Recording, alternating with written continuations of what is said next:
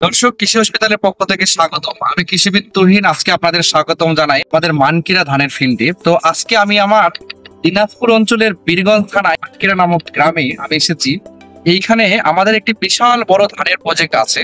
তো এই ধান ভিজিট করতে আসি। মাঠের প্রকৃতিটা অসাধারণ।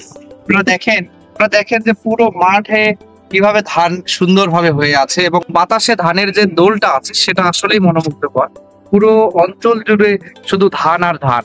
এই ধরনের গ্রামীণ দৃশ্যের ধান ক্ষেত আসলেই মন কেড়ে নেয়। তো পাশাপাশি আমি আপনাদের একটি পরামর্শ দিতে চাই। আমাদের ধান ক্ষেতে অবস্থা ভালো থাকলেও দু একটি জায়গায় আমরা একটু লক্ষ্য করতেছি মাজরা পোকার আক্রমণ দেখা গেছে। তো মাজরা পোকা ওই জায়গায় আমাদের মাজরা পোকা দেখা যাচ্ছে। দুই তিনটা তুলে নিয়ে আসেন তো।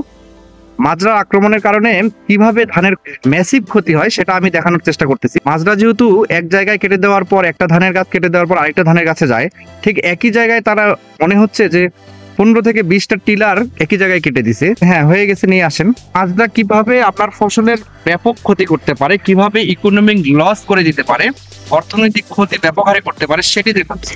টিলারের যে মেইন যে ব্রাঞ্চটা আছে সেই ব্রাঞ্চটাই আপনার কেটে দেয়, যেখান থেকে আমাদের যে ধানের শীষটা আছে সেটি বের হবে।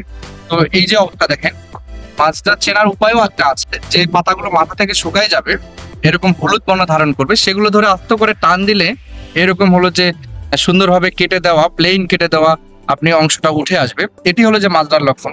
তো আমার পরামর্শ হলো যে এই ধরনের সমস্যা বাংলাদেশের বেশিরভাগ জমিতে এই মুহূর্তে দেখা দিতে পারে, অর্থাৎ মাজরার আক্রমণ দেখা দিতে পারে। ধানের মাজরা পোকা নিয়ন্ত্রণে বিভিন্ন ধরনের ওষুধ কার্যকরী হলেও কৃষিবিদ হিসেবে আমি সাজেস্ট করব সিনজেন্টার ইনসিপিও, আইসোসাইক্লোসিরাম গ্রুপের ওষুধ এবং রূপ ক্রপ কেয়ারের অ্যামামেকটিন বেনজয়েড, থায়োমেথোক্সাম, লোফেনিউরেন গ্রুপের ওষুধ। এছাড়াও ইউনিটি ক্রপ কেয়ারের ট্রায়াল আছে, যেটি ডিনিউটিফুরান এবং থায়োমেকজেন গ্রুপের ওষুধ। সবশেষে সাজেস্ট করব ইনটেফার গামার, যেটি ফিপ্রোনিল থায়োমেকজম গ্রুপের ওষুধ।